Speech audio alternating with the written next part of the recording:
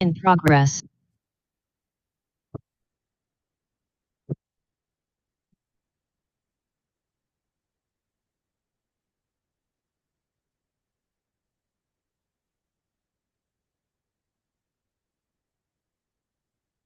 Unlike more prominent books in African American printing history, privately published Black genealogy books do not long for nor imagine a time or place void of racism, colorism, classism, sexism, capitalism, or any of the other isms of the world. Instead, privately published Black genealogy books show how real people in real times and places intertwine with and transcend the isms of the world with their own isness to achieve intergenerational grandeur.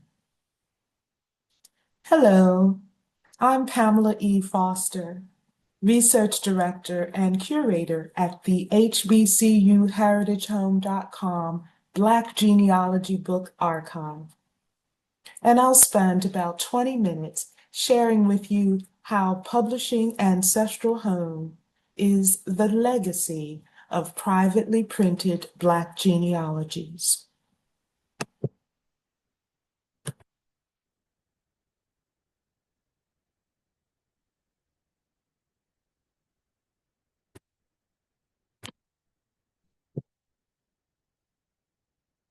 To explore the legacy of privately printed Black genealogy books, I'll read the introduction of the 1930 book titled The History of the Jones Family.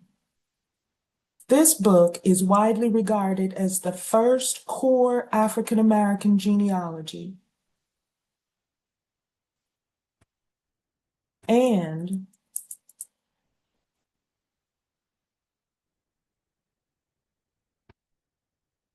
the introduction to this privately published book is an excellent text to illustrate the crux of Black genealogy. As I read the introduction to this book, you'll see the words on purple slides. I'll highlight 3 key points about the legacy of privately printed Black genealogies. I'll explore the earliest examples of published Black family histories, themes of 21st century Black family heritage books, and other key components of these books. So first, the earliest examples of published Black family histories. The introduction of the Jones Family History book begins the January 27th, 1894 edition of The Freeman, an illustrated colored newspaper, contained a plea for Negro folklore. The author exhorted African Americans to tell their family traditions and histories because future generations would find them valuable. Stories were to be sent to Miss A.M. Bacon of Hampton, Virginia. The stories Miss Bacon received were printed in a Hampton newspaper and indeed would be valuable today as perhaps the earliest examples of African American family histories.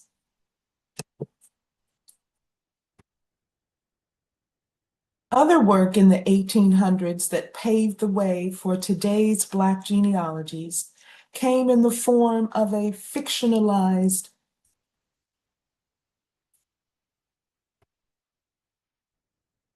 newspaper serialization and slave narratives. Black genealogies as a life writing tradition often are touted as beginning in 1837 with Victor Séjour's The Mulatto, first published in serial form in a French newspaper. The 1842 text by Lunsford Lane is a good example of a slave narrative being expanded upon into a more traditionally broad, multi-generational story decades and even centuries later, including expanding into a 2025 genealogical biography titled Becoming Lunsford Lane. In 1913, the Reverend Theophilus G. Stewart and William Stewart published their genealogy of the people of color of Gouldtown, New Jersey. Gouldtown provides a genealogy of the forebears of the town's inhabitants, focusing more on the unique quality of the town than on its people. Also in the early 1900s, the 1906 genealogical memoir Shadows and Sunshine was an important development. Seen here in the top left corner, this book solidified the ancestral heroism that characterizes Black genealogies. It was not until 1930 that a book was published in this country detailing the history of an African-American family from the arrival of the immigrant to the date of publication. John L. Jones probably wrote this narrative about his very successful family because he, like Miss Bacon, felt future generations would find it valuable, and also because he was justifiably proud of his family's accomplishments. Noting that the purpose of the Jones history is to highlight family accomplishments for the benefit of generations to come, leads us next to an exploration of the themes of Black genealogy book content. 3 themes explain the spiritual, mental, and embodied route that Black genealogies take to transport readers to ancestral home. Starting at the bottom, the first theme is the deep roots of heroizing ancestors. The second theme is the deep knowledge of interpreting ancestral records through the hero lens. And the third theme is the deep you or deep self of arriving at ancestral home, full of positive ancestral self-identity. How these themes interact constitutes the agapic agency theory of Black genealogies. While deep roots, deep knowledge, and deep you are the 3 primary themes of Black genealogy books, other salient features also shine through in these mostly privately published books. So we'll end with a look at a few other key components of Black genealogies, which are that education is a core value. The books typically are printed in small press runs. They're compelling archival artifacts, and their stories are embedded in American history. Driven to achieve, no doubt, by the general prejudice and low status given African Americans, the Jones family saw education as its way to freedom and equality. Obviously bright, the family members sought and achieved one advanced degree after another. The Jones family produced doctors and dentists, and especially educators. The author's brother, James, was president of what is now West Virginia State College at Institute, West Virginia. An impassioned orator, extracts from his last public speech printed in his memorial, reprinted here, illustrate the strength of his writing and reasoning. John, the author, and his father before him were successful businessmen. Given the important role of education in Black genealogies, the HBCUHeritageHome.com is the name of the online interactive archive that celebrates Black genealogies. This growing archive of hundreds of books is a space for research, family and other conversations, and additional thrilling activities related to Black genealogies. It is the place, in fact, for all things related to Black genealogies. One example of how education plays a key role in Black genealogies can be seen in the 2000 book, The Source of Our Pride, shown in the top left corner. This book contains a 9-page section titled Colleges and Universities Attended by Members of the Garrett, Neely, and Sullivan Families. This education section includes the names of more than 250 family members, as well as the 128 higher education institutions they attended. Among the schools named are HBCU's Barber Scotia and Voorhees colleges, Ivy's Columbia and Yale universities, and other schools such as Georgia Institute of Technology and Temple University. The 2020 book, The Robertson Family, is another example of how education figures prominently in privately printed Black genealogies. This book, in the top left corner, focuses on education in part by devoting 14 of its 102 pages to the topic in 2 separate sections. The sections are titled Role in Establishment of Secondary Education for Blacks in Hardeman County and Educational/Professional Pursuits and Successes of Children, Grandchildren, and Great-Grandchildren of Crawford Robertson. Self-published and with a small run of about 100 copies, the history of the Jones family nevertheless had an impact.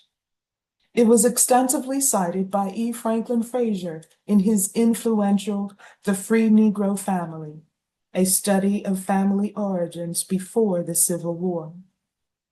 It was also cited in a 1977 work, Black Genealogy, by Charles Blockson. Mr. Blockson, in personal correspondence with scholar Michelle Perdue, referred to the little book as a rare historical item and urged its reprinting because it would be an asset to genealogical studies for scholars as well as the general public. Mr. Perdue was able to find only one extant copy of the history of the Jones family. Its owner, a Jones family descendant, has graciously allowed us to publish this new edition.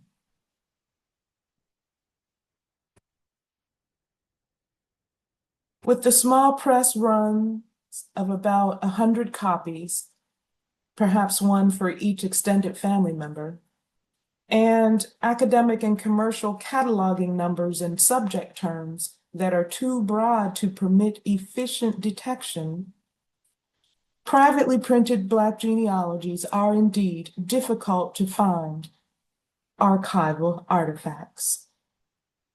To unearth these gems, the HBCUHeritageHome.com curates, researches, exhibits, and hosts high-level conversations solely about Black genealogy books.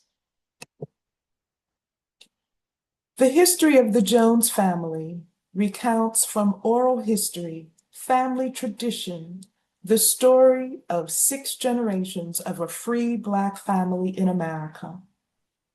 Most of the information is firsthand knowledge of the author about his immediate family. He was careful to include only dates and data that he felt were correct. However, some discrepancies exist with regard to the information in his brother's memorial.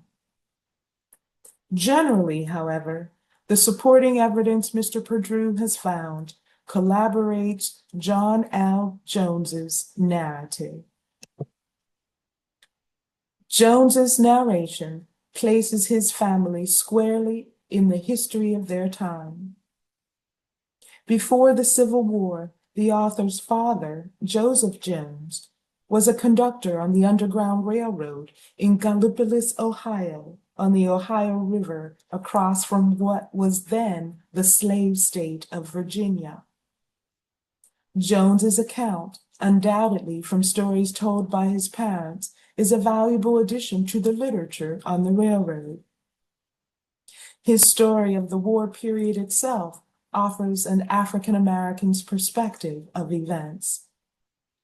The entire book provides insight into the character of a Black family, probably not unlike many others who strove for dignity and respect and worked quietly within society's parameters for freedom and equality. Because African American family heritage books set Black family history squarely in the center of American history, honoring these books as a genre is a fitting way to celebrate Roots' 50th anniversary and America's 250th anniversary in 2026. The HBCUHeritageHome.com interactive archive of Black genealogy books goes live in fall 2025 to begin that celebration. So that's it for the introduction of the book, The History of the Jones Family, as a conduit for understanding the legacy of privately printed Black genealogies. We now know that the earliest publications of Black genealogies were in narrative and newspaper formats in the 1800s. These led to the foundational tenet of ancestral veneration in the 1906 book Shadows and Sunshine. Then came community genealogies, such as Gouldtown in the 19-teens. Then, in 1930, came the core Black genealogy book format of today, with publication of The History of the Jones Family. Today's Black genealogies are explainable via the agapic agency theory. According to this theory, the destination for all the books is ancestral home, as they take readers on an upward spiritual, mental, and embodied journey to get there. Starting at the bottom and working our way up to ancestral home, the books lead with the deep roots of heroizing ancestors. They then interpret ancestral records, including education records, through that hero lens as part of deep knowledge. And finally, the deep you or deep self of the reader arrives at ancestral home, full of positive ancestral self-identity. Because education is a core value in Black genealogies, the interactive archive that takes readers to ancestral home is named the HBCUHeritageHome.com. It features otherwise hard to find small press run Black family heritage books, all of which are worthy archival artifacts. And these books embed Black family history in American history, generating meaningful conversations and community solutions to all challenges. May the enduring impressions of privately published Black genealogy books live on, one book at a time, as the legacy of ancestral stories graces coffee tables, bookshelves, and school and college curricula across America. Because of the HBCUHeritageHome.com Black Genealogy Book Archive, the history of privately printed Black genealogies won't be overshadowed by ongoing publications by the commercial and academic presses. Thank you for listening to Publishing Ancestral Home, and I look forward to your questions and comments.